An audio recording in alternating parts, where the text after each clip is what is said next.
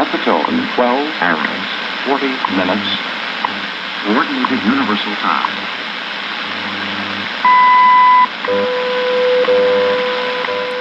Welcome to part 2 of the Crosley 655 Tombstone Vintage Radio Restoration here at D-Lab Electronics with your host, Terry. In this video, I'm going to replace all those drippy wax caps while enjoying some cap juice and any out-of-tolerance resistoroids. Then I'll check the tubes, we'll give it a cleaning, give it a final checkout, we'll put it on the air. It's going to be a good video. Stay tuned. So if you remember in part 1, I changed out the main filter capacitor, which was like 8 inches tall. It was like this towering capacitor, right? Now to replace that, it turned out to be a little bit tricky because it was actually a custom configuration capacitor. So to remedy that, I elected to use the ARS dual 16 microfarad cap and another standalone cap underneath. The ARS cap fit in this thing like a glove. I was really impressed. So I emailed the company and I said, hey guys, I really love your products and I plan to use more. So you know what they did? I got a box in the mail and they sent me a pair of 12AX7s to feature in future videos. Very cool, guys. I love a company that takes care of their customers, especially D-Lab Electronics. Well, here we go. Let's carve out all those wax caps in the Crosley 655. I've already got my parts together. Not too many of them. Shouldn't take too long to get those out. Best way to do this, just take it one at a time. So this cap right here kind of intrigues me. I believe that's the 1 microfarad cap. It's a big one. So let's get him out first. Alright, so I've replaced a few of the easy caps. You can see one there, got one here, little guy over there, one over here by the tone switch. Now I'm getting ready to change this cap, and I was like, what is the deal with this capacitor? It's got this lug in the middle of it. I've seen this type of a lug on a variable tapped resistor, so you can slide it back and forth and dial in your value, but I've never seen it on a cap. So I looked at the schematic. They call this 22Z and Y, and it is a condenser. One section is 0.03 and one side is 0.06.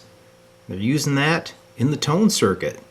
I guess back in the day they were really doing some wild stuff with caps. You got this tapped one here, and then we had the funny filter cap with the flipped polarity. So there's that funny cap on the schematic. You can see the little center tap. So this is the low side, and that goes to the plate of this tube. You got one side here that goes to the switch, and one side that takes off down this way. So I'm going to cut it out of there, verify the values, and get the new ones in. Alright, I've got that dual cap replaced with 2 individuals, so that's good to go. You'll see that on some of these connections, I'm just J-hooking onto the existing tube sockets. The reason I'm doing that is some of these terminals are brittle and I really don't want to interrupt them and cause further damage to the radio. So now for the hard to get to caps, they're really buried down here, but what I noticed is the side panel is just held down with screws. So I can pop that off and I'll have access. How cool is that? Alright, got the screws out. Look at there. Direct access. That's called living in Fat City there, guys. Caps underside. Daytonisms for capacitors. Capacitor, corn capacitor, crusters, cigars, waxers, drippers. Blend them up and make cap juice. Alright, it's time to check the tubes. Then I'll clean the controls. Put the wrappings on this project. I have the audio output tube installed, the 6F6. That one looks great. Let's check the others. Here's the 6K7 under test. You can see the needle is deflecting backwards. So I would say that guy's hacked. I just happen to have a new old stock one. It's a metal case rather than the glass, which is cool. Better shielding, right? See how this one does. I'm sure this one's toast. Get a little warm up time.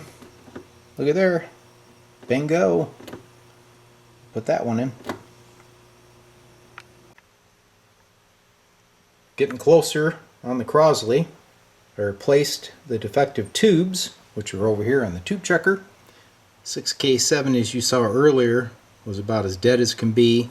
The 6A8 had a short, and this little 6H6 was super weak. Okay. Also replaced all those caps underside. So there's the old soldiers there, the waxers. Found a light bulb that was bad, and this little resistor. So what we're going to do next is dust off the chassis, hit the controls with some deoxit, and see how well it works.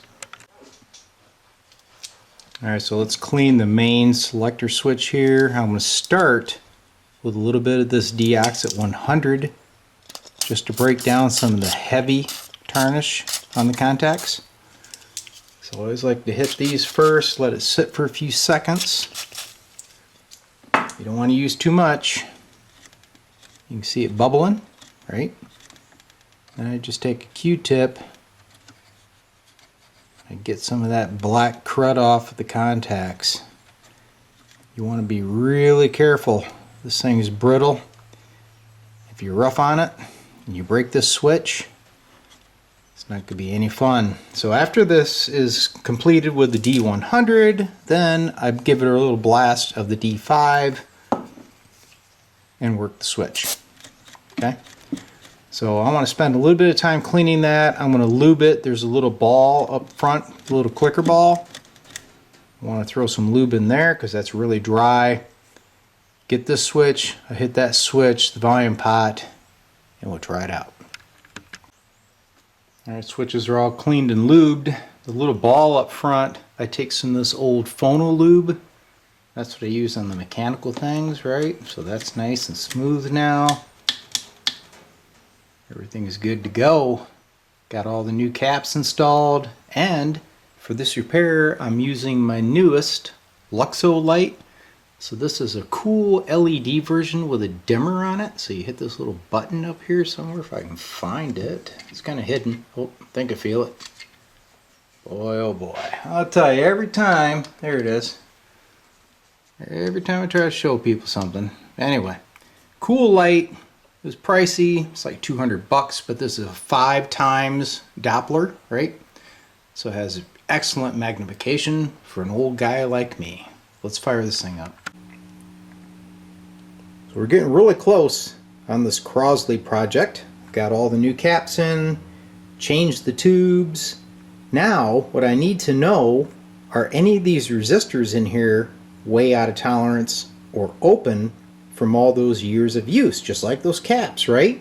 So on a ham radio, I would normally grab my meter and I'd have a nifty little chart that tells me what voltages are on which pins of each tube, right? But unfortunately, they didn't do that on these type of radios. What they did, if you look at this nifty little chart here, they gave you the voltages, but they did not identify the pins. And if you look at the schematic, it just showed the functions, but not the pin numbers. Now you can see I wrote them in, okay, to get me by. But I thought, you know, this is a big hassle. I want one of those cool ham charts. So I made one, and here it is. This is a little chart that I developed looking at the bottom side of the radio. So this is the bottom view of the tube sockets and all the voltages that you would expect to see on those pins. So I'm going to use this, buzz this thing out, make sure the voltages are good, and if everything's a-okay, we're going to put an antenna on it and listen to it. Well, here we go. I'm going to use my nifty chart. You can see I have the keyways aimed in the same position as they are on the chassis. So you really can't mess this up. So I'll just do the audio tube here in the middle for an example so you can see how fast this will go. Okay? So pin 1's ground, so you would have nothing. 2 is filament. I did not put in filament voltages. So 2 and 7 of all these tubes are the 6 volts AC. We're not going to fool that. Here is the plate voltage. It says 49. We've got 50 here. Here's your screen. Should be about 20. We've got 14. So this tube appears to be okay. Here's the other IF tube over here. Same deal. Pin 1's ground. 2 here is 3. It's plate, 245. Here's the screen, about 124. Here's another screen they call it, SU 3.1, 3.3. So you get the idea. This would really speed up the process for verifying the voltages are good in your radio. So if you guys want a copy of my nifty little diagram, if you happen to be working on a Crosley 655, email me and I will send you a copy of this JPEG. Here we go. Power up after the cleaning and new tubes. I did have a little bit of low level hum before. Hopefully that was those defective tubes causing that. So I've dusted the chassis, but I still would like to go through and clean the tubes up, obviously.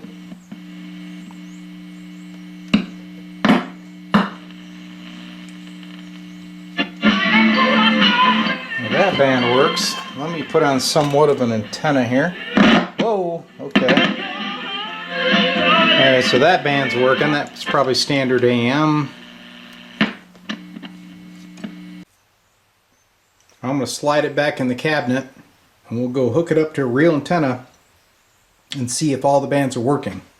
I bet you this thing's going to sound like $1,000,000. So before I can send this Crosley down the road, if you take a look in here, you'll see the line cord comes in, just goes direct into the radio. There's no fuse. Take a look at the schematic. They never installed a fuse. So I am not going to let it leave the shop without a fuse holder installed. So I have this nice chassis mount style. There's all kinds of room. Mount that in, wire it up, retest. Well, there's a new fuse holder installed. It's time to get this thing back in the cabinet. Alright, here we go. Initial bench check. After verifying all the voltages were cool, I'm on the broadcast AM band right now. And I'm using just a hunk of wire that's going to a spool laying over by my door. So don't expect the world, alright? But anyway, here we are, broadcast. The news that matters most to you on 10... Thanks for listening to 1027 The Fat One. Here's your Battle Creek area weather forecast. After all, I am in Battle Creek. I know it's Anyway, she's booming. It's gonna... Now we'll go to the shortwave band, which is the 5 megahertz band, I believe.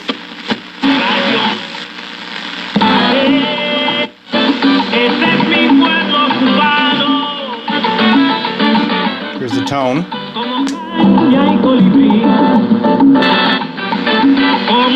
So, looks like she's picking up well. What was that? That's cool. You can almost make out what these side baggers are saying. And maybe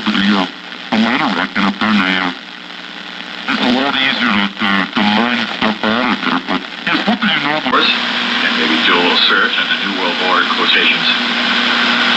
This is called a collection of quotations of elite figures, media heads, government officials, persons from history, authors, and more on the subject of the movie, that is to say the move toward a new world order under a one world government and a reduced human population.